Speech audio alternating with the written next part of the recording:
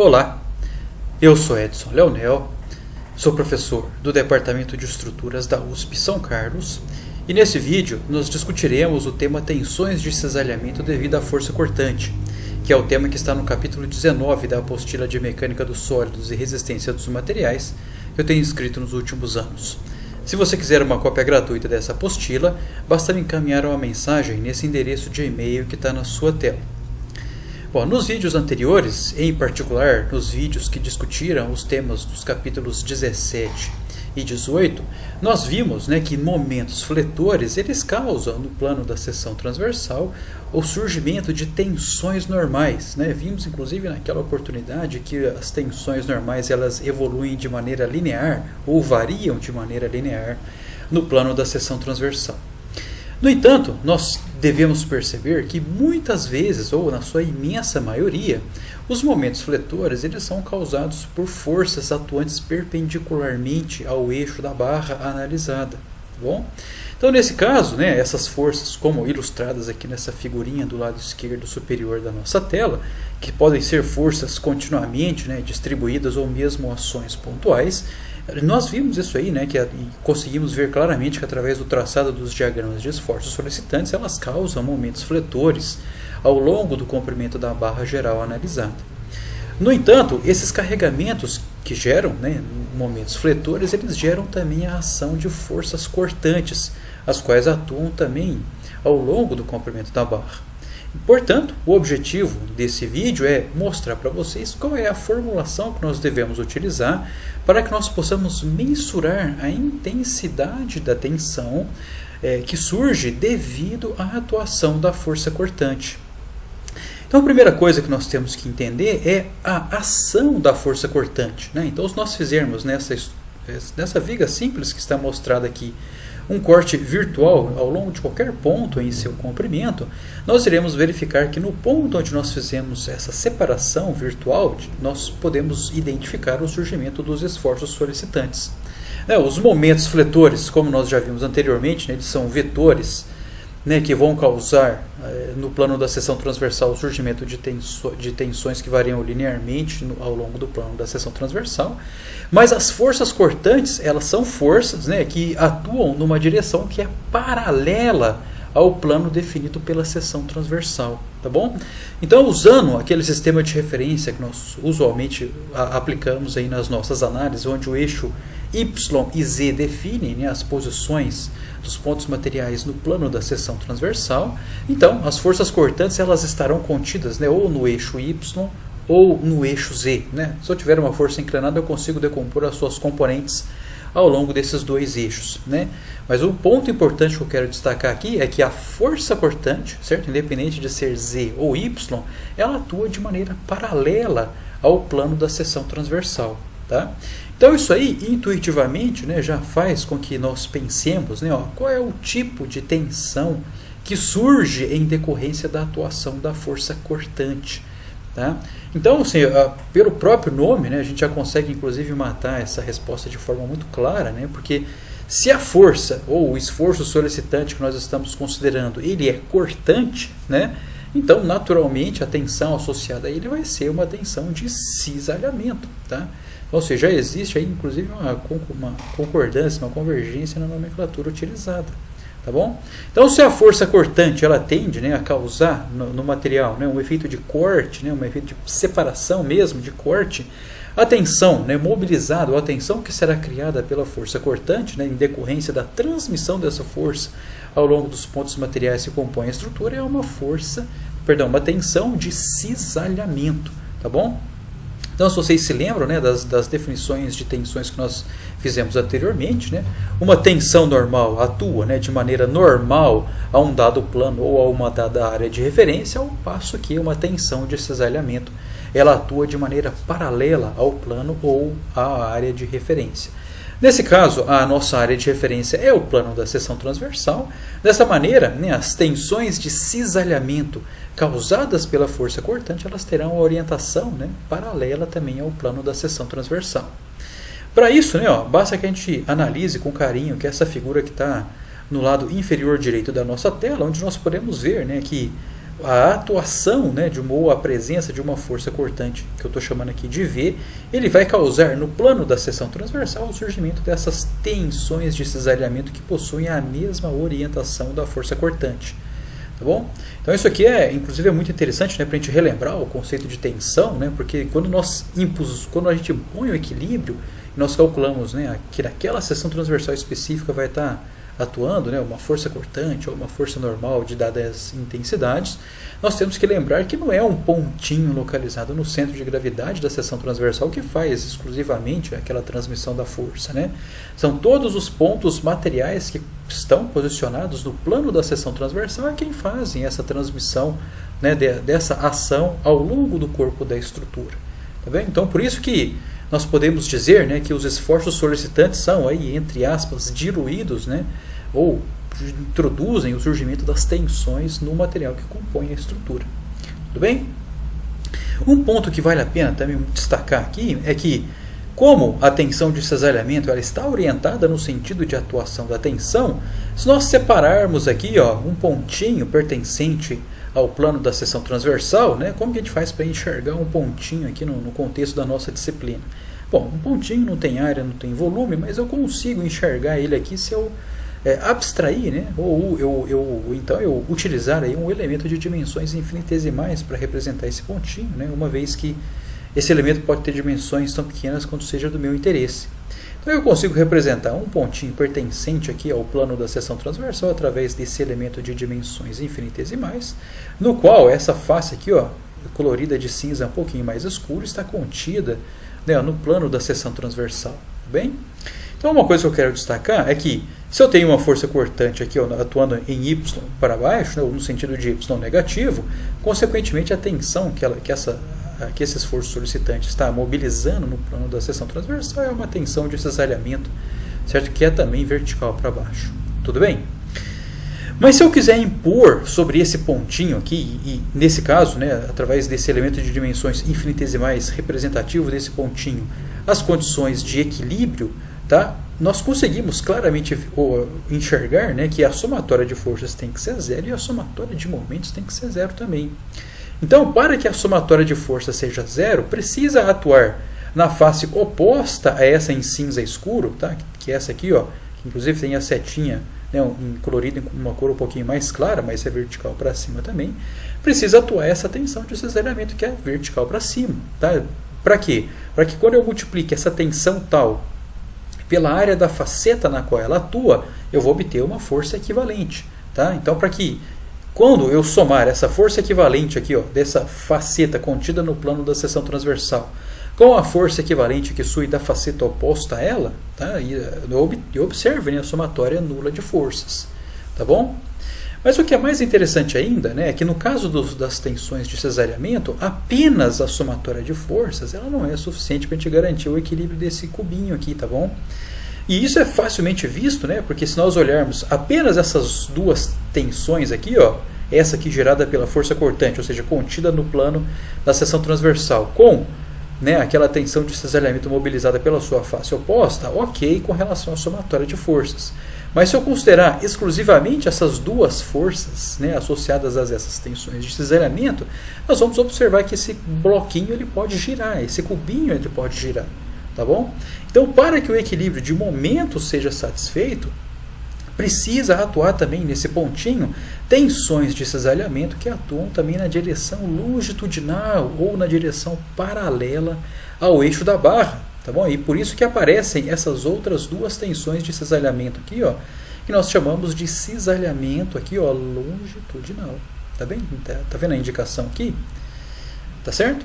O que é mais legal é que, para que o equilíbrio exista, né, a intensidade dessas quatro tensõezinhas aqui, elas têm que ser iguais, né, e inclusive nós já mostramos essa igualdade de tensões lá quando nós estudamos, né, as componentes do tensor de tensões. Tá bom? Se vocês quiserem, dê uma relembradinha lá. Mas o ponto, né, que eu quero focar aqui, isso que eu comentei já foi inclusive discutido anteriormente, mas o ponto que eu quero destacar aqui é que nós temos, né, forças distribuídas perpendiculares ao eixo da barra e que essas forças perpendiculares ao eixo da barra resultarão em forças cortantes que estão, obviamente, atuando perpendiculares ao eixo da barra e por isso a gente dá o nome para ela de força cortante. Mas apesar dessa força ser vertical, por exemplo, né, ela vai gerar tensões que estão contidas também na direção horizontal. Esse que é o ponto-chave que eu quero que vocês entendam aqui, de toda essa discussão que nós estamos fazendo. Tá bom? Então, apesar de eu ter uma força V vertical, tá bom? Obviamente, nós conseguimos intuitivamente perceber que surgirão tensões no plano da seção transversal, mas por equilíbrio, essas tensões precisam atuar também ao longo da direção longitudinal, ou essas tensões também atuam ao longo da direção longitudinal. Tá bem? E isso aqui a gente consegue, né, se vocês ainda não estão convencidos disso, né, através da imposição do equilíbrio, nós podemos pensar um pouquinho, né, sobre um caso, né, onde nós podemos, né, impor ou não uma vinculação dos elementos estruturais ao longo da direção longitudinal. Tá? Então, por isso que eu estou mostrando essas duas primeiras figurinhas aqui da parte superior do slide. Tá? Então, digamos que nós tenhamos, ó, por simplicidade, ó, uma viguinha biapoiada com um carregamento concentrado aplicado em seu centro.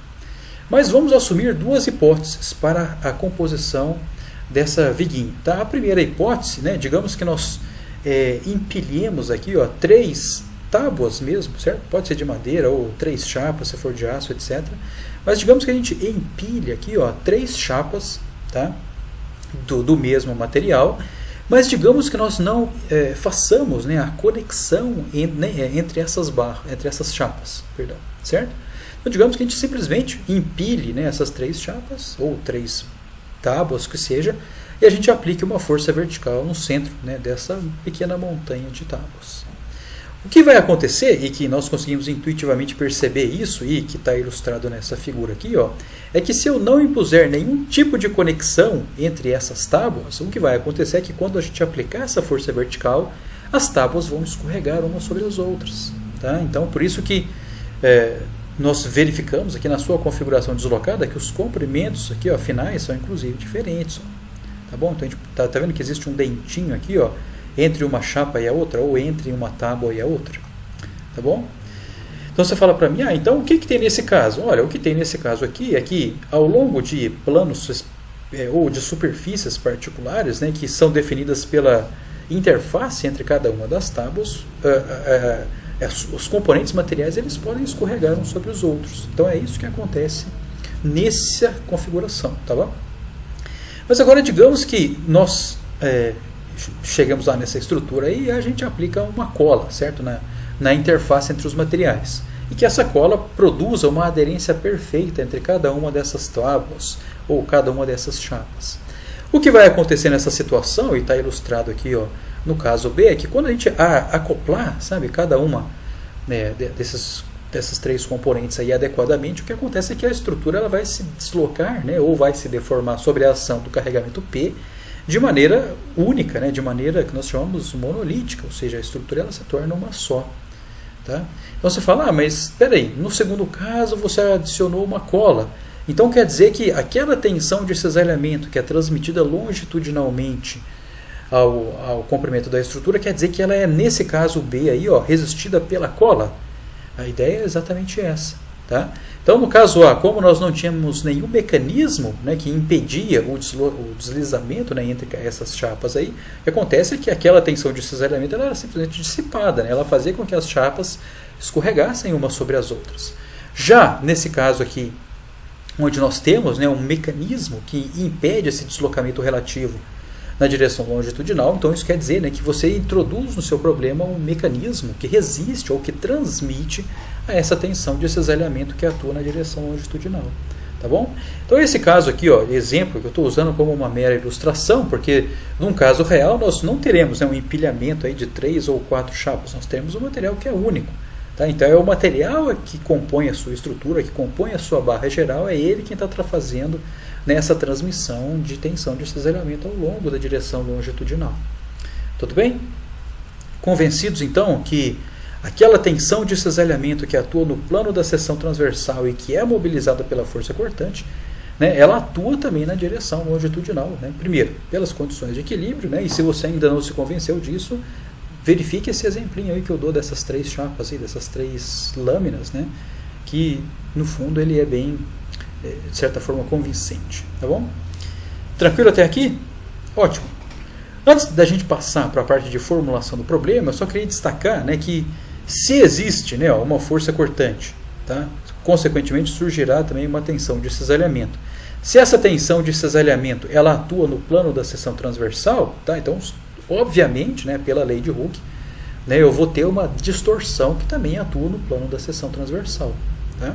Então você fala assim, peraí Edson, nos capítulos 17 e 18 você enfatizou muito que as seções transversais elas tinham que ser planas e perpendiculares ao eixo da barra após a atuação dos momentos fletores. No entanto, agora você diz que vai ter uma força cortante, que essa força cortante vai desencadear uma tensão de cisalhamento, e pela lei de Hooke, se eu tenho uma tensão de cisalhamento, eu tenho também uma distorção. Então quer dizer que pela ação da força cortante, a seção plana ela não vai ser mais plana, então ela vai ter uma distorção aqui devido à ação da tensão de cisalhamento. A resposta para isso é sim, infelizmente. Tá? Infelizmente, a atuação da força cortante ela vai introduzir uma distorção no plano da seção transversal, e dessa forma, a seção plana, né, que nós havíamos assumido nos capítulos 17 e 18 para mensurar a intensidade das tensões normais na flexão, ela vai acabar sendo ligeiramente violada nesse caso. Mas, bom, isso é a notícia ruim, né? Mas qual é a notícia boa que está por trás? E por que eu estou contando isso para vocês? Pelo seguinte, a distorção que surge devido à atuação da tensão de cisalhamento, ela é pelo menos umas 2 ou 3 ordens de grandeza menor do que a deformação normal que atua, sabe, ao longo do comprimento da barra. Então, a consequência disso é que essa distorção é tão pequena, sabe, a gente reconhece que ela exista, que ela é mobilizada aí pela força cortante, que ela existe, portanto, né, mas a sua intensidade era tão pequena que ela, no fundo, não vai introduzir, sabe, erros significativos na formulação que nós já estudamos anteriormente. Tá? Então, o que eu optei por falar isso aqui e deixar isso bem claro, né, para vocês saibam que isso existe, sabe, que esse fato existe, que existe uma tensão de cisalhamento, que existe uma distorção no plano da seção transversal causada pela presença da força cortante, mas que não é nada que vai tirar o nosso sono, entendeu? Então, assim, as formulações elas conseguem representar adequadamente esses fenômenos sem grandes problemas. Então vamos partir para a formulação, né, ou para a equaçãozinha que vai permitir a gente mensurar as tensões de cisalhamento nessa condição. Então, para isso, vamos considerar aquela mesma viguinha que a gente estava discutindo lá anteriormente, biapoiada por simplicidade, submetida aí a um conjunto de carregamentos distribuídos e também concentrados que causam ao longo, né, do comprimento dessa barra aí, o surgimento dos esforços solicitantes.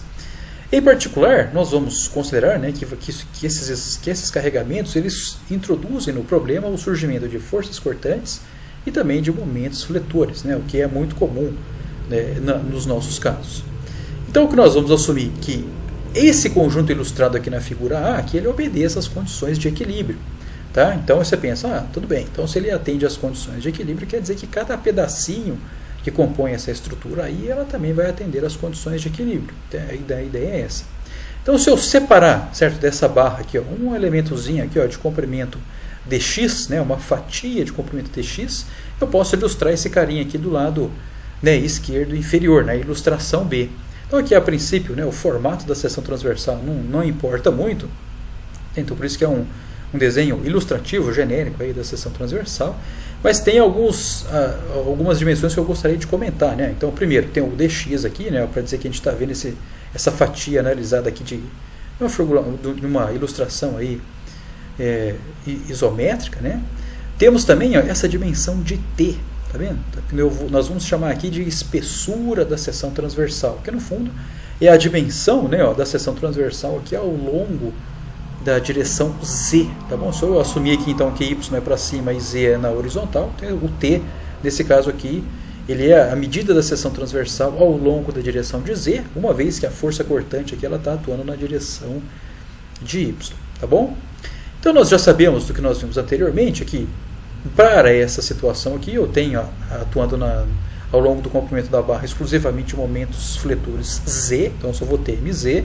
Então, se eu tiver, né, a atuação para essa fatia que eu separei aqui, exclusivamente a atuação de momentos Z positivos, né, então vai surgir no plano da seção transversal tensões de compressão na parte superior, tensões de tração na parte inferior, e que daí a gente pode, né, discorrer, se eu fizer a integral dessas tensões aqui vai dar zero, né, como já viu anteriormente.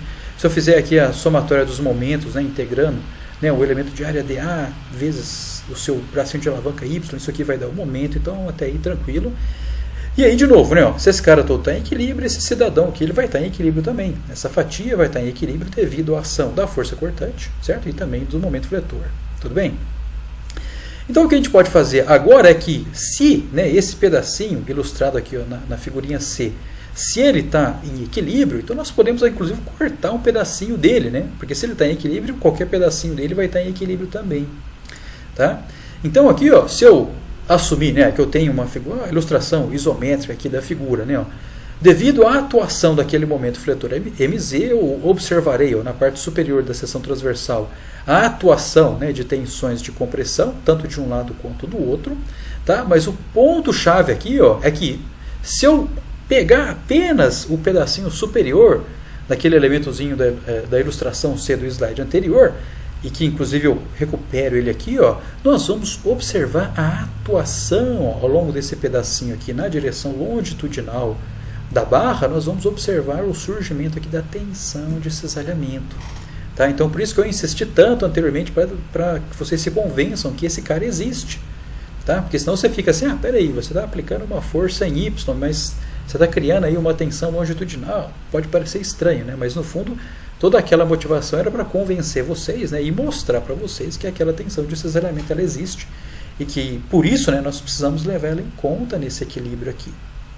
Tudo bem? Então, ó, vamos impor o equilíbrio de força sobre esse elementozinho aqui, ó, que no fundo é aquela fatia, né, que eu separei e eu estou tomando apenas uma porção dela, um pedacinho dela. Tá?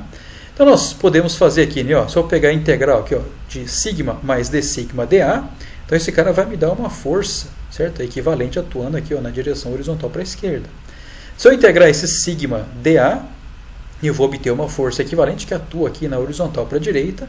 E se eu assumir que essa tensão de cisalhamento aqui, ó, ela seja constante ao longo da espessura da seção transversal, eu posso multiplicar, né, ó, esse T, essa tensão de cisalhamento que é indicada pela letra grega tal, multiplico ela pelo dx e multiplico ela pelo T, então isso aqui vai me dar a força equivalente associada a essa tensão de cisalhamento. Tudo bem?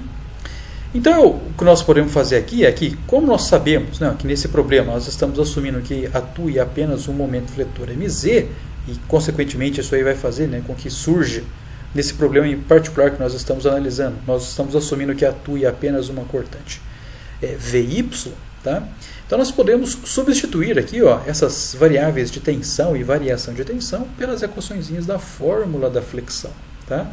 Então aqui tem uma ressalva, né, quando eu passo aqui, ó, dessa linha para a segunda, é que eu tomei a liberdade de eliminar o sinalzinho negativo que tem na fórmula da flexão. Lembra? Quando a gente ia considerar a componente de tensão normal associada ao MZ, lembra que era menos MZ IZY, a componentezinha? Tá? Então lembra que tinha um menos que estava associado a essa parcelinha, né, que no fundo esse menos vinha, né, do sistema de coordenadas que nós estávamos adotando. E esse menos da fórmula ele aparece, né, justamente para que depois que você fizer a operação, a tensão ela já apareça, né, com o seu próprio sinal. Ou seja, se eu tiver uma tensão de compressão, a tensão vai vir com o sinal negativo já embutido. Né? E se a tensão normal for de tração, a tensão ela já vai aparecer com o sinal positivo. Tá? Então, nesse caso aqui, ó, como eu quero simplesmente calcular aqui uma intensidade de força associada, tá? E eu sei, né, que essas forças aqui elas têm sentidos opostos, né, na face esquerda e na face direita daquela fatiazinha que eu isolei, eu tomei a liberdade de eliminar esse sinalzinho, né, porque eu estou interessado apenas no módulo da força, então o que me interessaria aqui é simplesmente o módulo da tensão. Tá? Então o sinal aqui não faz diferença para a gente. Tudo bem? Então para isso, ó, eu vou substituir tanto o sigma quanto o d sigma pela expressão lá da formulinha da flexão. Ou seja, o sigma para mim ele vai ser mz IZY e a variação da tensão ele vai ser um dmz IZY. Tá bom? O mesmo vale aqui para a tensão, onde é mz IZY. Tá? E aqui continuamos, né, com a expressãozinha aqui do tal t dx. Isso tudo tem que ser igual a zero para que as condições de equilíbrio se mantenham. Né? Então, se nós cancelarmos aqui o termo comum, nós conseguimos simplificar essa primeira equaçãozinha aqui. Nessa outra, né, onde nós temos envolvido exclusivamente, né, a variação do momento z dividido pelo iz YdA, que é igual ao tal t dx. Tá bom? O que é importante comentar aqui, ó, é que quando nós consideramos, né, uma seção transversal específica, né, o que acontece é que para uma seção transversal específica, o nosso momento de inércia, o iz, ele é constante. Tá? Então, se eu pegar uma seção transversal, eu consigo determinar para uma seção transversal específica o seu momento de inércia, porque ele é constante. Tá? Tudo bem que a seção transversal ela pode variar ao longo do comprimento da barra, e com isso o momento de inércia também varia ao longo do comprimento da barra. Mas quando eu escolher uma seção transversal específica, e pode ser qualquer uma ao longo do comprimento da barra, o momento de inércia para ela é constante. Tá? Então, por que eu estou dizendo isso? Porque eu posso tirar esse carinha para fora da integral. O mesmo acontece com essa variação de momento. Tá? Ou seja, o momento fletor ele pode variar ao longo do comprimento da barra, mas quando eu escolho uma seção transversal específica, e independente de qual seja ela, o momento fletor é constante para uma seção transversal dada ou uma seção transversal específica. Então esses dois termos aqui eles podem sair para fora da integral, e com isso eu posso reescrever essa parcela aqui, ó, em função da tensão de cisalhamento. Tá? Então a tensão de cisalhamento, ó, vai ser o dmz e z, que são constantes aqui, para essa integral eu posso tirar eles para fora, que multiplicam, né, o t vezes o dx, e isso tudo multiplica essa integral na área de ydA. Tá bom? Então, ó, aqui tem, antes, né, para a gente passar dessa passagem para essa, faltam apenas pequenos detalhes. Né? O primeiro deles é que eu gostaria que vocês lembrassem das relações diferenciais, que nós vimos lá no capítulo 5. Né? Então, se vocês se lembram lá, a relação diferencial do nosso dm de z dx, né? Ou dm dx, ele era igual ao cortante. Tá? Então, lembra-se disso? Então, quando eu faço, né, o diferencial, aí, ou a variação do momento ao longo do comprimento da barra, isso aí me dá a força cortante. Tá? Então, eu estou falando isso aí, ó, porque quando eu faço, né, esse diferencial, ó, de dm de z dx aqui, ó, esse cara ele nada mais é do que a força cortante. Tá bom? Além disso, essa integral na área de ydA, a gente já está cansado de ver ela. Né? Essa aqui ele nada mais é do que o momento estático de uma porção material, ou de uma figura plana, ou de uma porção de área qualquer. Tá bom? Então, quando nós dizemos, ó, que essa integral aqui, ó, de ydA, integral na área, obviamente, eu chamo ele de QZ, que é o momento estático, né, ó, da porção de área considerada em torno de um eixo particular. Então, estou dando essa nomenclatura aqui. O nosso dm de z dx ele é o cortante, tá? Y, e daí, né, ficamos IZ e T. Então, daí a gente chega na nossa fórmula que permite a gente calcular a tensão de cisalhamento, tá, nos pontos que pertencem ao plano da seção transversal em função da força cortante atuante. Tá? Então, lembro, né, ó, que para esse cálculo aqui, ó, bem simples, né, precisamos conhecer qual é a tensão de cisalhamento atuante na seção transversal desejada. Precisamos conhecer o momento de inércia em torno do eixo Z. Tá? Claro, né, que isso aqui, né, esse momento de inércia em torno do eixo Z, ele é necessário se eu tiver uma cortante Y. Tá bom? Se eu tiver uma cortante Z, aí nosso momento de inércia vira Y. Troca isso aqui, mas já vou comentar logo. Precisamos também conhecer, né, o valor do momento estático da porção de área analisada. Tá? Então, esse é um ponto bacaninha, e divide aí pelo T, que é a espessura da seção transversal na porção ou no pontinho ao longo da altura que você quer analisar. Tá bom? Então, acaba que aqui, ó, esse carinha ele ainda mantém, lembra aquela a forma, né, o formato das equações que associam a tensão de cisalhamento ou uma tensão qualquer ao seu respectivo esforço solicitante. Né? Então, nós temos, né, o esforço solicitante considerado, uma propriedade de área da seção transversal, e o T, né, pode ser anexado aqui ao momento de inércia da seção para fornecer, né, uma propriedade de área da seção. E aqui temos, né, o QZ, que é o momento estático, que no fundo vai nos dizer como, né, que a tensão de cisalhamento varia, né, se ela varia linear, se ela varia quadraticamente, cubicamente ou outra ordem qualquer. Tá bom?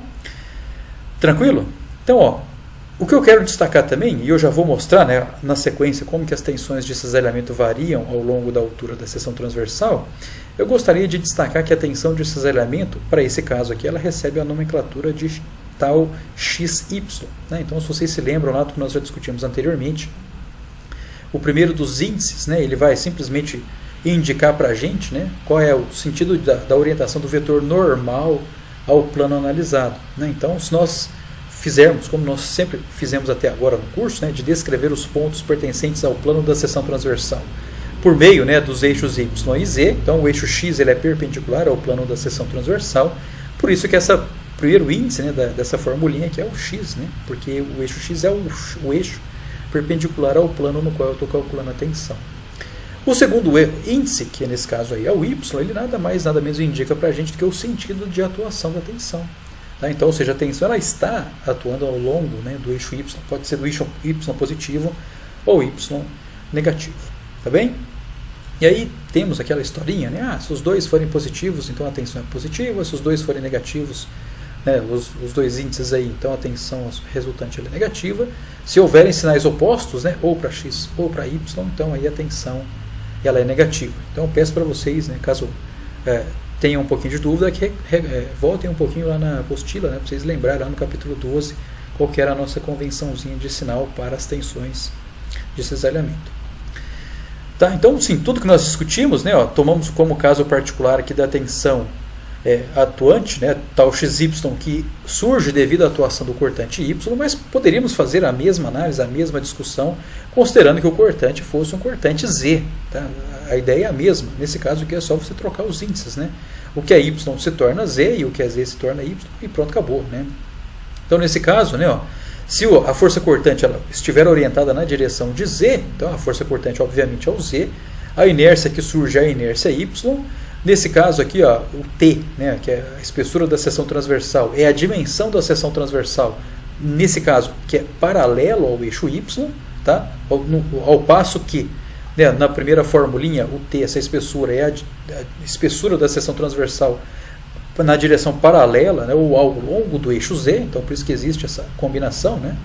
E aqui temos o momento estático, né, da porção considerada, né, no segundo caso aqui da cortante Z, né, então o nosso momento estático é o momento estático Y, tá, ou em torno do eixo Y.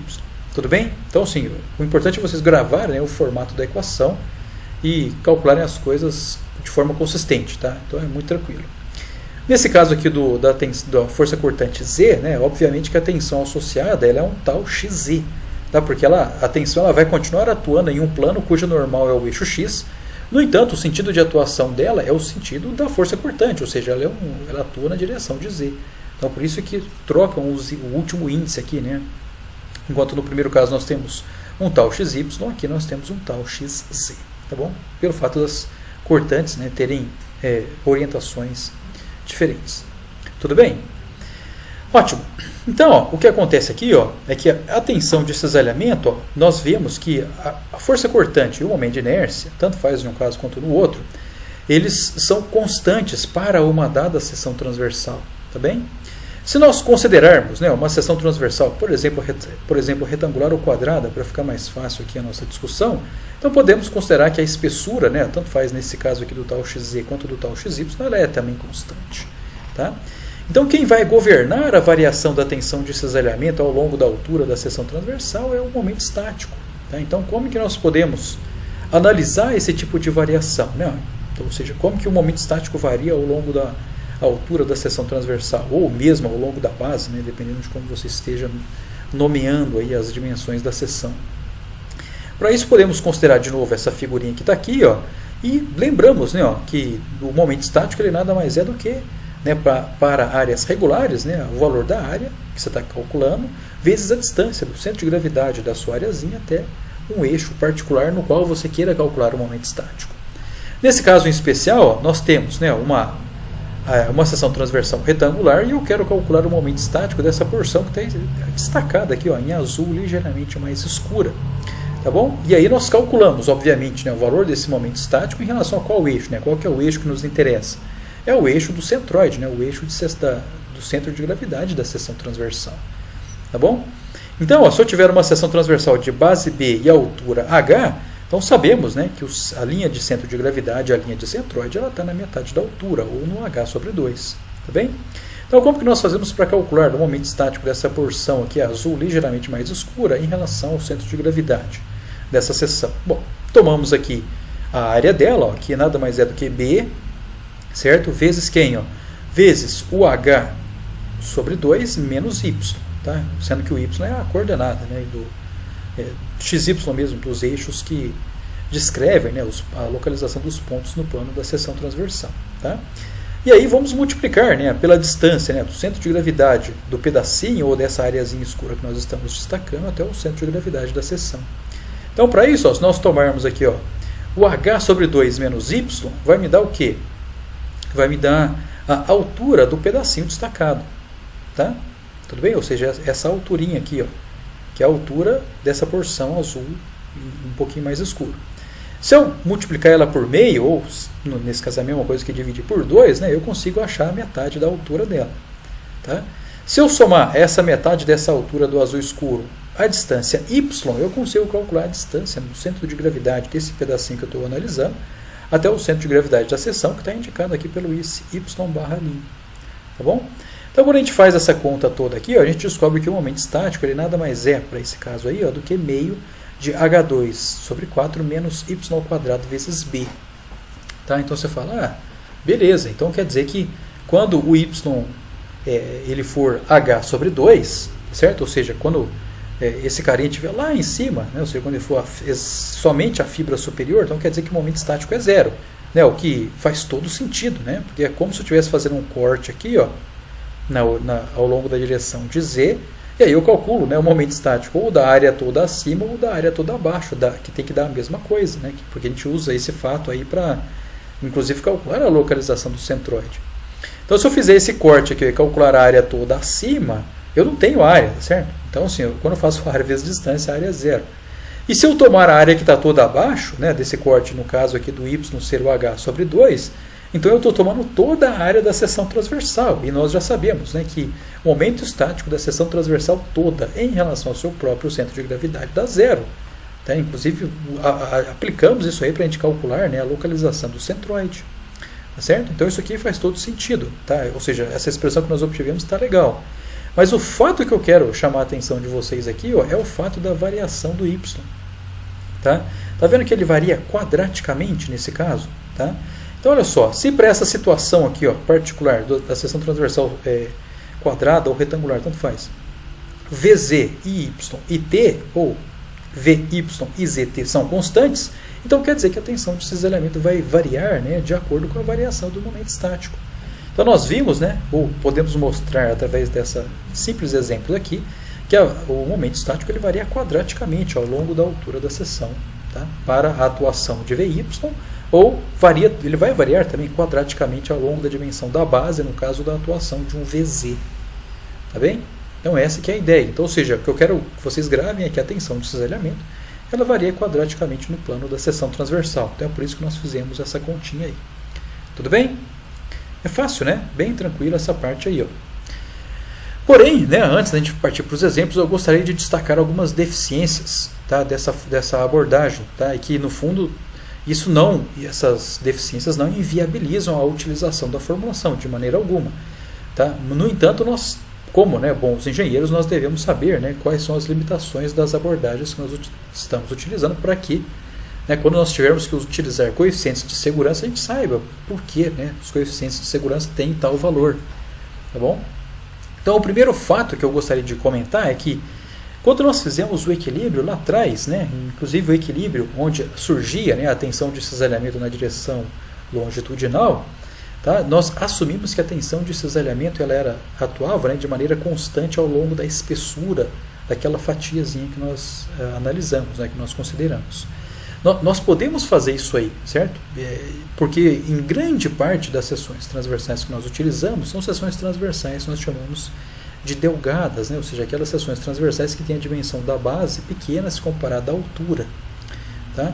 Então, só para vocês terem uma ideia, ó, essa hipótese que nós assumimos, né, de ter a tensão de cisalhamento atuando de forma constante ao longo da direção da espessura, ela conduz a um erro de apenas 3% se a seção transversal que nós estamos analisando ela for, né, tiver a razão aí de base sobre a altura igual a 5, ou 0,5, perdão, né? Então, se eu tiver, por exemplo, uma seção transversal retangular aí de 20 por 40, tá bom? Então, o P sobre H dá 0,5. O nosso erro que a gente está cometendo ele é da ordem de 3%. tá bom? Mas a gente nunca faz isso, certo? Uma seção de 20 por 40 já é uma seção aí que não é tão esbelta assim, tá? Então, uma seção transversal aí para ter uma dimensão de 20, né, de base, ela deve ter aí normalmente 50 a 60 de altura, tá? Para o caso retangular. Tá? Então, os erros que nós cometemos, né, ou imprecisões, talvez erro não seja a melhor palavra, mas a imprecisão que nós cometemos, né, utilizando essa formulação, ela é bem pequena. Tá? No entanto, né, eu gostaria de chamar a atenção de vocês que se nós invertermos, né, se eu pegar uma seção transversal aí de 20 por 40, tá, e fizer o contrário, ou aplicar o cortante não na direção de Y, mas ao longo da direção de Z, né, onde as dimensões invertem aí, e nesse caso nosso B sobre H fica igual a 2, nós estamos com um erro aí de 40%, que é bastante, tá bom? Então nesse caso aí vale muito a pena a gente pensar, né, se deveremos utilizar uma teoria um pouquinho mais completa, um pouquinho mais robusta. Essas teorias, elas existem, tá? E são descritas aí lá na teoria da elasticidade, inclusive, que são cursos, né, que fogem um pouquinho do escopo nosso aqui da graduação, são cursos que são dados na pós-graduação, tá bom? Mas isso aqui só é importante, de novo, né, é importante que vocês saibam que isso existe, né, para que depois, quando vocês forem aplicar coeficientes de segurança, vocês saibam, né, por que os coeficientes de segurança têm aqueles valores que estão adotando. Tá bom?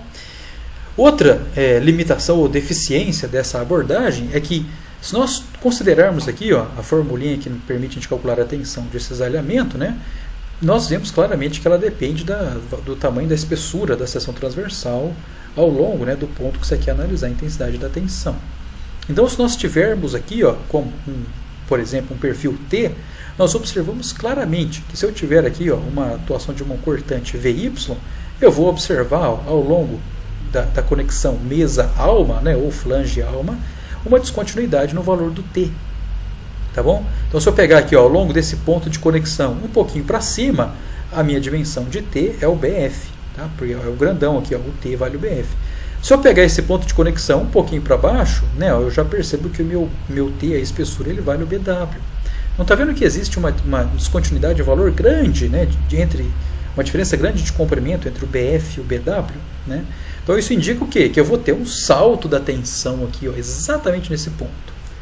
Tá? Aí você fala, peraí, então quer dizer que se você está tendo, né, um salto de tensão sem nada, né, no material homogêneo aí, que nós estamos considerando, então quer dizer que eu vou ter um salto de deformação, uma descontinuidade de deformação. E se você tem uma descontinuidade de deformação, quer dizer que o material está se parando ali, né? Então, no fundo, nós podemos ter essa interpretação.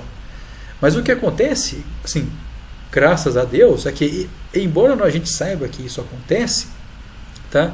Ou seja, que existe essa descontinuidade de tensão exatamente aqui, e que, no fundo, essa descontinuidade de tensão ela não tem um significado para a gente, né? Porque como o material é homogêneo e temos a descontinuidade de tensão e, consequentemente, teremos uma descontinuidade de deformação que fisicamente não é aceitável para esse problema, nós sabemos, né, que a tensão de cisalhamento máxima, ela usualmente não acontece aqui. Tá? Esse que é o ponto bacana. A tensão de cisalhamento máxima, ela acontece aonde? Né?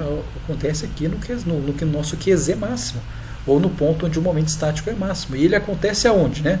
Quando eu tomo, né, a porção de área que está toda acima, ou a porção de área que está toda abaixo do centroide, ou do centro de gravidade.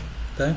Então isso quer dizer o quê? Bom, quer dizer que embora exista uma descontinuidade de tensão aqui nas conexões ou nos pontos onde existe, né, essa descontinuidade geométrica, esses pontos, eles usualmente não são os pontos de tensão máxima.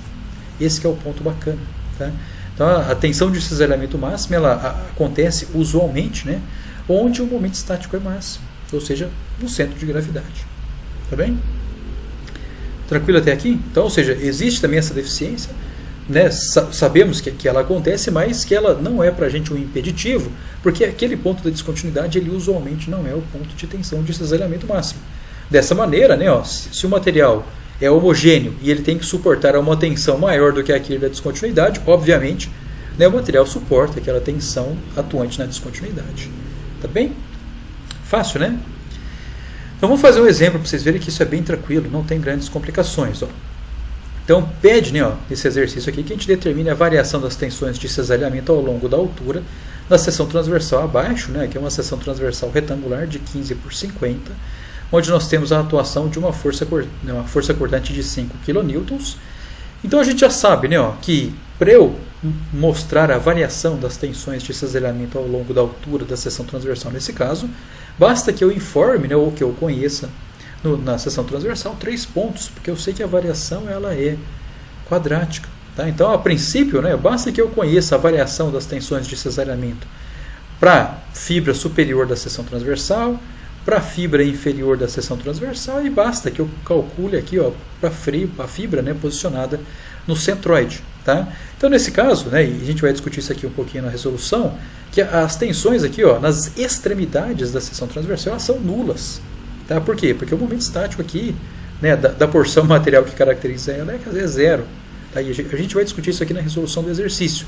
Mas eu estou falando isso aí só para justificar o fato da gente calcular a tensão de cisalhamento no ponto B.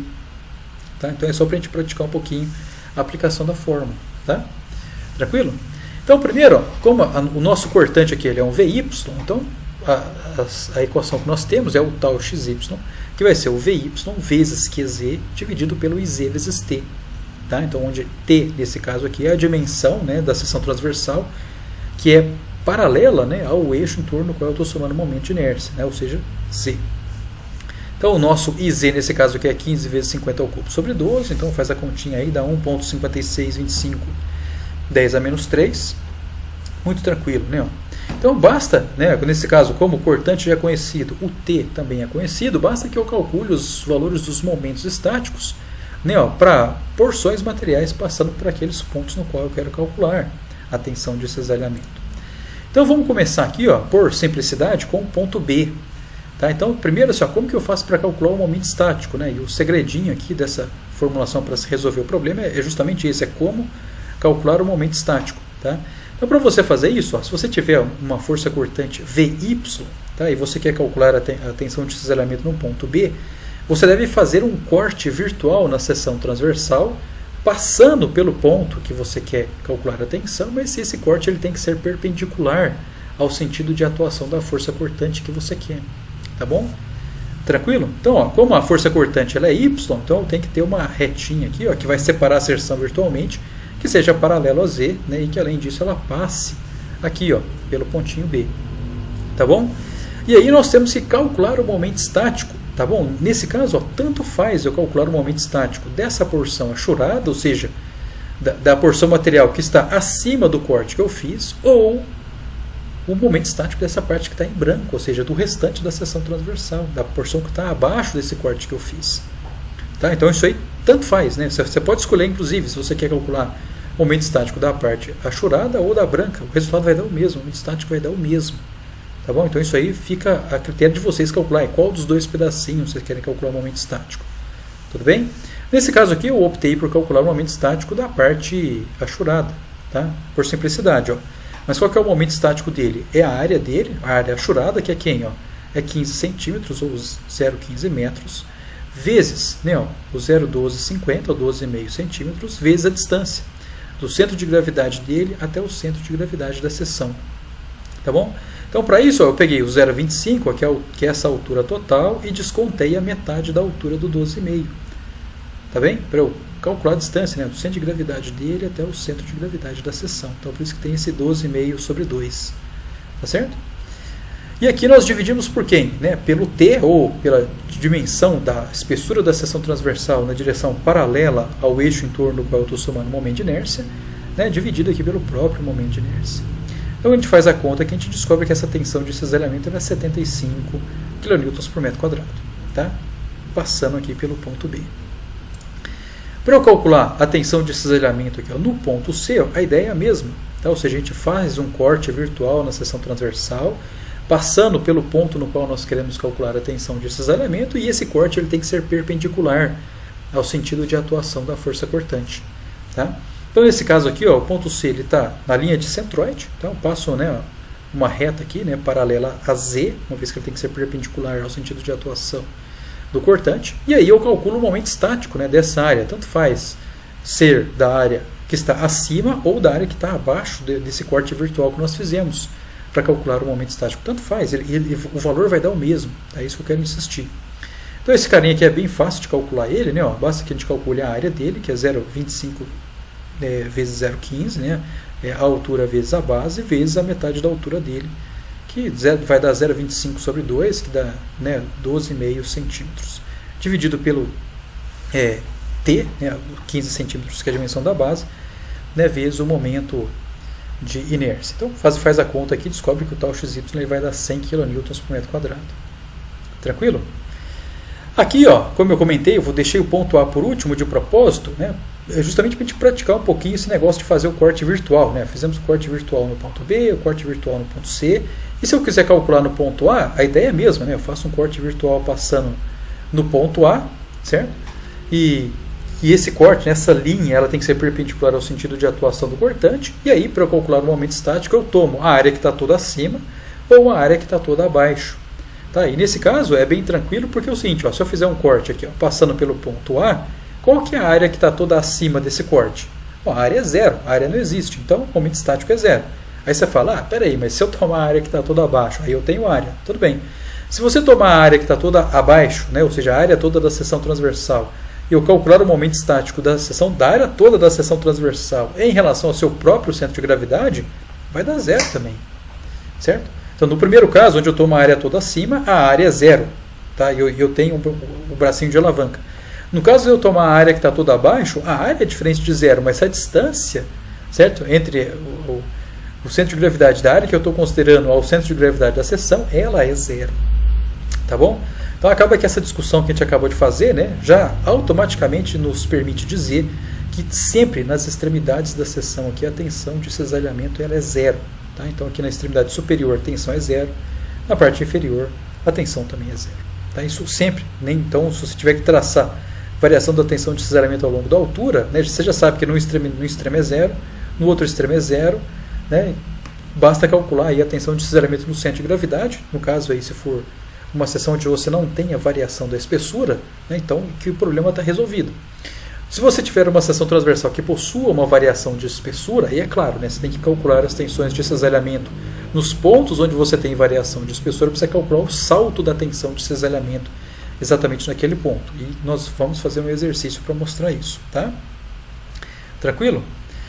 Outro aspecto legal é que essa formulação aí, ó, que nós utilizamos, né, para seções transversais e quadradas, né, a tensão máxima ela é 1,5 a razão da divisão pura, né, do cortante pela área. Tá bom? Então, tá vendo esses 100 kN por metro quadrado que nós determinamos aqui agora, né, que no fundo nos dá a tensão de cisalhamento máxima na seção transversal? Tá? Se você pegar, depois faça a conta aí, ó, se você pegar o cortante, dividir pela área e multiplicar por 1,5, dá exatamente esses 100 kN por metro quadrado. Tá bom? Mas isso aqui vale somente para seções transversais, retangulares ou quadradas. Tá? Então isso aqui é interessante porque muitas vezes quando você vai aplicar as recomendações da norma, né, pode ser que a norma não vai pedir para você calcular aí o momento estático, certo? Ela só vai dizer para você, né, ó, pegue a área aí, multiplique por 1,5 e aplique o coeficiente de segurança, né, basicamente. Então, assim, isso aqui é interessante comentar para que, às vezes, a norma, né, utiliza alguns uns truques, né, do problema para resolver o problema de maneira mais eficiente. Aí, tá? Mas isso aqui é só uma curiosidade que eu estou contando para vocês. Então, essa aqui é a variação, né, e o que eu acabei de falar está escrito aqui, né, ó. Então aqui nós temos a variação parabólica, né, como nós já mostramos anteriormente, com tensões nulas nos extremos, tensão máxima de 100 no centroide, né, e a variação parabólica.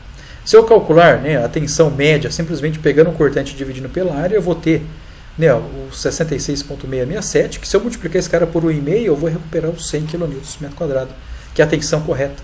Tá bom? Então isso aqui é só um macete, né, que funciona para seções retangulares ou quadradas. Tudo bem? Então podemos aqui, ó, né, podemos refazer a análise agora considerando a atuação de um cortante atuante na direção de Z, né, podemos fazer a mesma coisa, mas a gente até já sabe, né, que as tensões são zero nos extremos, então basta que eu calcule aqui, né, uma tensão de cisalhamento máxima exatamente aqui na linha de centro de gravidade. Então, né, basta que eu calcule aqui, né, o momento estático ou da porção esquerda ou da direita para fazer a conta, e aí fica fácil, né, ó, eu tenho a altura toda agora, para mim vai ser a base, né, que é 0,50 vezes metade dessa altura aqui. Então, se eu tenho 15 como dimensão da base total, a metade dela vai ser 7,5 centímetros, né, que é 0,075.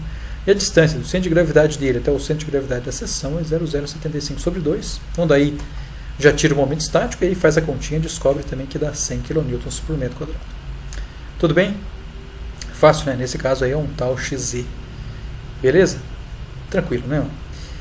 Então vamos fazer, né, a determinação agora da mesma coisa, né? Vamos resolver um exemplo semelhante, ou seja, vamos determinar a variação das tensões de cisalhamento ao longo da altura. Só que a seção transversal que nós vamos considerar é essa que está apresentada aí, ó, ou seja, aquela que tem um perfil I, na qual eu tenho variação da dimensão de T, certo? Ao longo da altura da seção transversal. Tranquilo? Então eu tenho uma variação aqui e devido à simetria basta que eu calcule, né, as variações das tensões de cisalhamento na metade superior que na metade inferior pela simetria da igual. Então nessa seção transversal nós assumimos, né, que temos aqui um cortante de 80 kN atuando e aqui nós calculamos de forma muito fácil, né, o valor do momento de inércia da seção transversal em torno do eixo Z.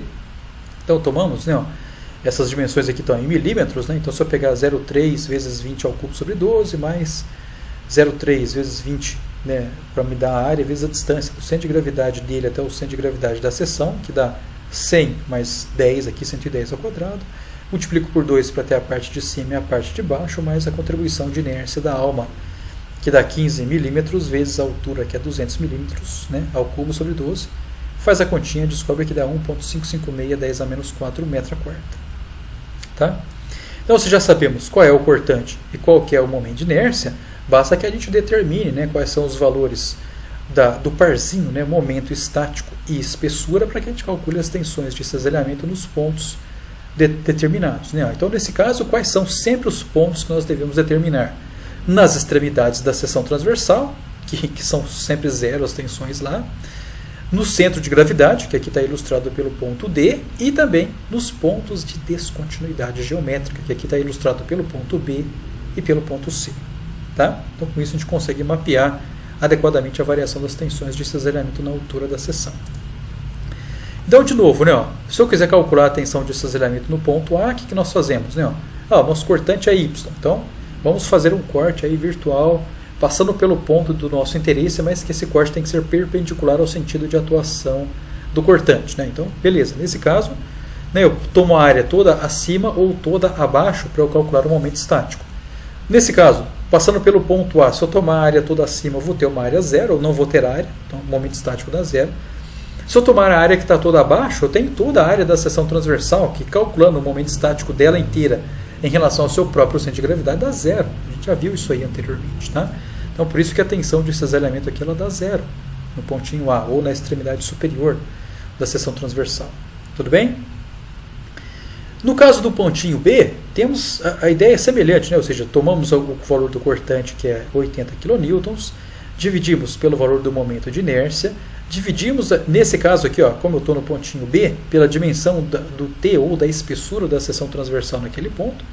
Então, nesse caso, como eu estou passando pelo ponto B, tá? E eu estou considerando que o ponto B ele pertence ao flange, né, ou à mesa superior, então eu vou considerar aqui que a espessura dele seja 300 milímetros ou 0,3 metros, tá? Para ficar esse grandão aqui, ó. E aí, vamos calcular o momento estático, né, ó.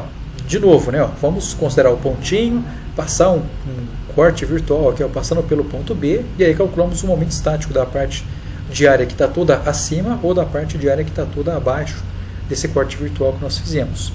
E aí eu vou optar aqui por questões de simplicidade, né, de conta, calcular o momento estático só do flange superior. Tá? Depois vocês podem até fazer em casa, calcule o valor do momento estático aí, ó, considerando o flange inferior e também a alma juntos, né, você vai ver que vai dar o mesmo valor. E qual que é o valor do momento estático, né, desse carinha aqui? Né, ó, vai ser o 0,300 vezes 20 milímetros, né, que é o 20 vezes 10 a menos 3 metros, vezes a distância do centro de gravidade dele até o centro de gravidade da seção que está passando pelo ponto D. Então tem os 100 milímetros mais 10 aqui, que é a metade da altura, né?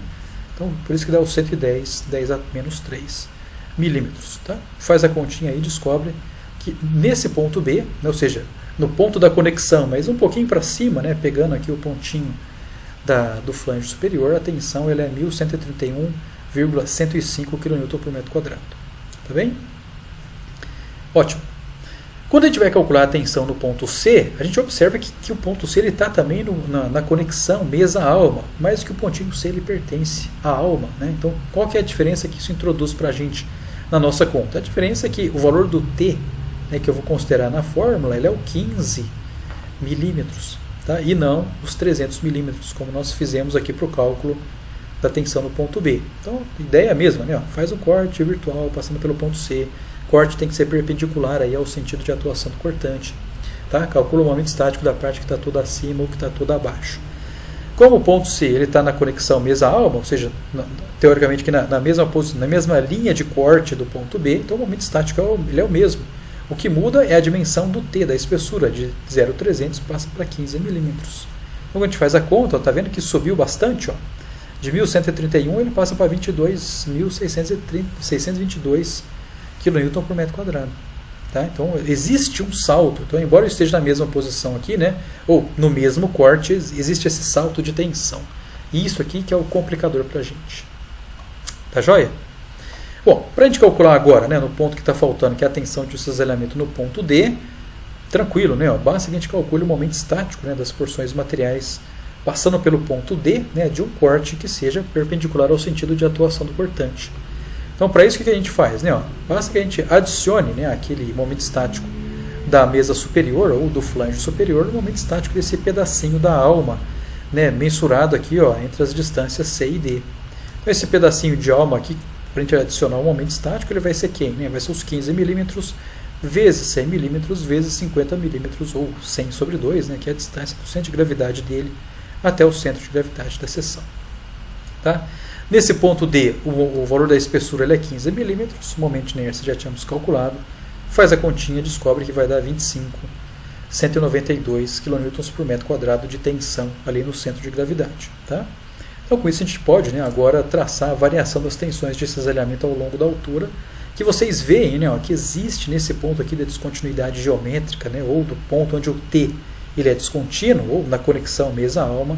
Então existe uma descontinuidade de tensão, que, como já mencionei anteriormente, vai introduzir aqui no problema uma descontinuidade de distorção, ou seja, uma descontinuidade de deformação, que para a gente é difícil, né, representar isso, ou informar o que isso representa mecanicamente, porque só tem uma descontinuidade de deformação e o material mesmo, o material rompeu, né? Então, no contexto aqui do que nós queremos, né, nós interpretamos isso aí como uma deficiência da formulação, onde nessa descontinuidade, aí, nessa regiãozinha da conexão, a formulação ela não representa adequadamente o comportamento real do material. E aí, como eu já mencionei anteriormente, né, para nossa alegria, para nossa satisfação, a tensão de cisalhamento máxima atuante, ela atua no centro de gravidade e não no ponto de descontinuidade. Né? Então, isso quer dizer o quê? Bom, se o material ele tem que suportar esse nível de tensão, ele suporta, obviamente, o nível de tensão na descontinuidade. Tá bem?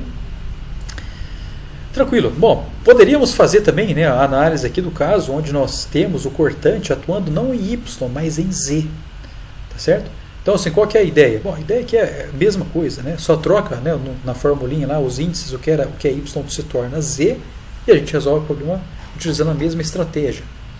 Então, digamos que nós tenhamos aqui, né, um cortante VZ de 80 kN atuando. Tá aí. Então, precisamos fazer o quê? Né? Vamos calcular aqui o momento de inércia, que está bem batido, né, para a gente aqui. Basta pegar, né, ó, base vezes a altura ao cubo sobre 12, nesse caso, né, ó, ao longo do eixo Y nós temos a simetria da seção transversal. Então, o teorema dos eixos paralelos, né, aquela parcelinha envolvendo área vezes distância ao quadrado, ele zera para todo mundo. Então, essa primeira componentezinha aqui associa-se à contribuição aqui dos flanges, enquanto a parcela do meio associa-se à contribuição da alma na inércia. Então dá 9,0056 10 a menos 5 metro a quarta. Tá? Então a questão agora é, vamos calcular, né, os momentos estáticos em pontos especiais ou pontos particulares para que a gente consiga traçar essa variação. Tá bem? Então nesse caso, ó, de novo, né, ó, se nós conseguimos calcular, né, ó, a tensão de cisalhamento na extremidade ou em um corte, né, ó, passando aqui, ó, pelo ponto A, que a gente já sabe que vai dar 0, né, então é o primeiro ponto especial.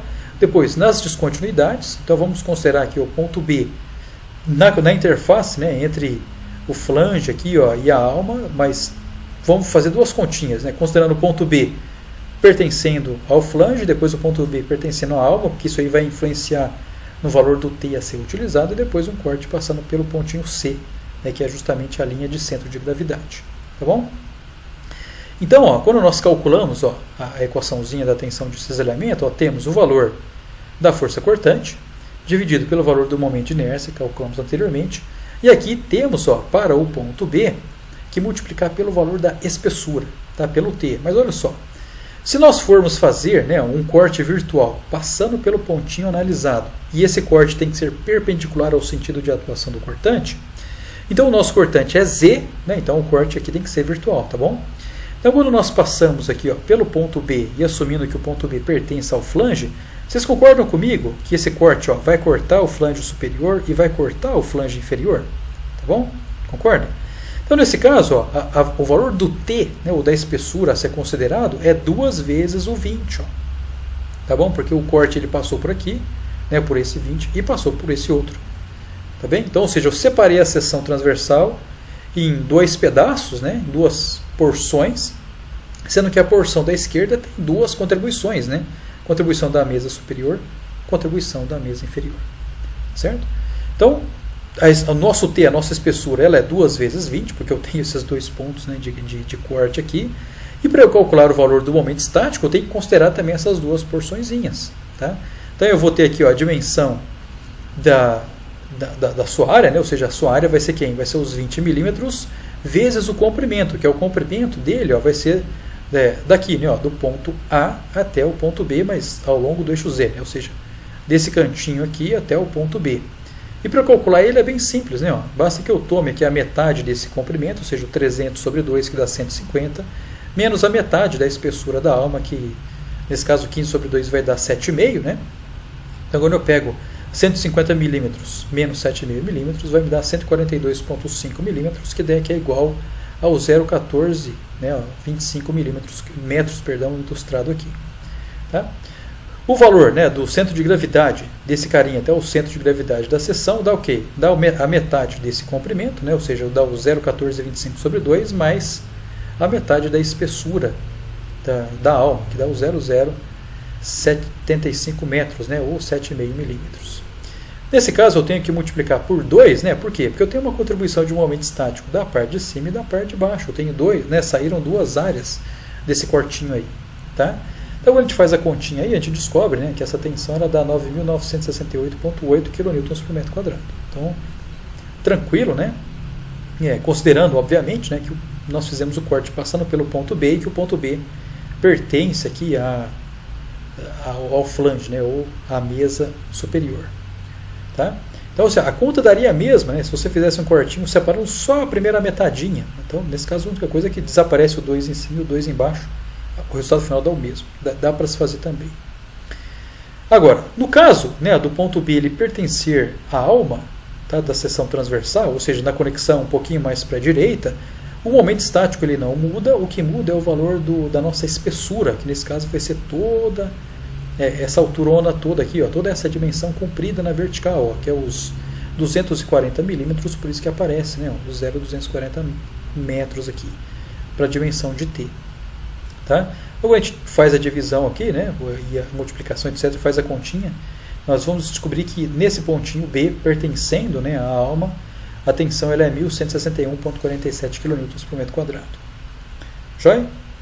Para a gente considerar o ponto final, que é o ponto C, ou seja, o ponto que está posicionado aí na simetria vertical da seção transversal, então, mesma coisa, né? Como a nossa cortante é uma cortante horizontal, temos que fazer um corte virtual passando pelo ponto C, mas esse corte tem que ser vertical, ou seja, ele tem que ser perpendicular ao sentido de atuação do cortante. E aí calculamos, né, o momento estático das porções materiais, né? Tanto faz nesse caso da esquerda ou da direita, o momento estático vai dar a mesma coisa. Tá? Então basta que a gente adicione, né, aquele momento estático que nós já tínhamos calculado, né, para os flanges nas tensões tanto em B quanto em B', a porção do momento estático associada a essa metade, né, da alma. Então vai dar o comprimento dele todo, que é 0,240 metros, vezes, né, o valor da sua medida aqui ao longo de Z, que dá 7,5 milímetros ou 0,075, vezes a distância do centro de gravidade do pedacinho até o centro de gravidade da seção, que dá 0,075 sobre 2. Então, fazendo a conta toda, aí a gente descobre, né, que a tensão era da 1.686,45 kN por metro quadrado. Tá? Tranquilo até aí? Então, obviamente que a metade direita, né, pela simetria, é igual a esses pontos aí que nós já calculamos, né? Darão as mesmas tensões. Então, com isso a gente consegue, né, mostrar como que as tensões de cisalhamento variam, né, no plano da seção transversal se eu tiver a atuação de um cortante VZ e a seção transversal tiver esse posicionamento, né? Então destacamos aqui de novo, né, as descontinuidades de tensão que surgem, né, nos pontos de descontinuidade geométrica. Tá? Então, para a gente encerrar esse vídeo de hoje, o que nós vimos? Né, vimos como que a gente consegue calcular, né, a intensidade da tensão de cisalhamento devido à atuação de uma força cortante. Então vimos, né, de forma muito tranquila que a gente consegue impor a condição de equilíbrio e conseguimos obter uma formulinha que inclusive o formato é o mesmo, né, ou seja, envolve a razão de um esforço solicitante dividido, né, pelas propriedades geométricas da área considerada ou da seção transversal considerada, vezes uma variável que no fundo nos indica, né, a influência da posição do ponto no cálculo da tensão, que no fundo vai refletir para a gente como a tensão varia, né, ao longo das dimensões da seção transversal. Tá bem? Então, nesse caso, essa variável, né, é o momento estático. Então, lá no cálculo das tensões normais na flexão, né, era o nosso yzinho e o z, né, que multiplicava a razão pelo mz IZY, né, então esse yzinho era a variável que me dava, né, a variação da tensão, da mesma maneira como que o my dividido por yz, né, então nesse caso o z que multiplica lá na formulinha me dava a variação, ou seja, a influência da variação da tensão no pontinho considerado. Tá? Ou seja, essas duas variáveis introduziam, né, na equação a influência da tensão, ou seja, como que eu calculo a tensão em pontos específicos, né, ao longo do plano da seção transversal. No nosso caso, né, o formato permanece o mesmo, mas essa variável ela é o momento estático, né, e vimos que o momento estático ele varia parabolicamente, o que inclusive, né, permitiu com que a gente fizesse, né, o traçado da variação das tensões de cisalhamento ao longo das dimensões da seção transversal nas aplicações anteriores. Essa abordagem ela apresenta algumas deficiências, algumas restrições, como a gente enfatizou bem, né, anteriormente para vocês. Né, vimos, né, que assumir, né, a tensão de cisalhamento de forma constante ao longo da espessura pode não ser uma boa estratégia, uma boa hipótese quando você tem seções que são muito longas, ou seja, uma espessura muito grande. Então a gente inclusive quantificou, né, se eu tiver uma razão aí B sobre H igual a 2, o seu erro está em 40%, que é bastante. Tá? Mas usualmente não é isso que nós observamos, né, nas nossas aplicações reais, porque se você tem, né, a ação de uma força cortante, né, que usualmente, né, na força cortante você tem junto a presença do momento fletor, você quer, né, usualmente que você tenha uma grande inércia no eixo em torno do qual você tem um grande momento. Então, usualmente em problemas práticos, normalmente isso não acontece, tá? De você ter, né, B sobre H, né, igual que nos introduzem um erro de 40%, como mencionamos anteriormente. O que acontece usualmente é você ter seções delgadas, né, no qual a sua base seja usualmente bem menor do que a altura, porque você quer, né, inércias grandes em torno do eixo no qual atua o momento fletor do seu problema. Tá bem? Então, apesar disso, né, essa formulação ela permite que a gente resolva os problemas de maneira corriqueira, né, ou seja, grande parte dos problemas que nós temos a gente consegue resolver através dessa abordagem e nos dá, né, assim, é fácil de aplicar, como mostramos aqui anteriormente. O que eu peço, né, é que vocês resolvam agora, né, as listas de exercício para amadurecer esse conteúdo e também leiam o texto da apostila, né, para que isso fique bem claro para vocês. Tá? Inclusive lá tem mais exercícios resolvidos para vocês praticarem um pouquinho. No próximo vídeo, né, nós vamos continuar ainda nesse assunto, mas a gente vai evoluir um pouquinho. Tá? Eu vou apresentar uma variável auxiliar que permite que a gente resolva esses problemas de uma maneira um pouquinho mais legal. Essa variável nós damos o fluxo de cisalhamento e ela permite inclusive que a gente resolva o problema daquelas interfaces de descontinuidade. Lembra onde eu tinha o T variável? Né? Se eu tinha o T variável, eu tinha um salto na tensão. Mas agora a gente consegue resolver isso aqui de forma consistente utilizando não mais a tensão de cisalhamento, mas o fluxo de cisalhamento. Tá? Então eu espero vocês no próximo vídeo para a gente discutir esse assunto bem bacana. Né? Vejo vocês lá então. Muito obrigado, um grande abraço.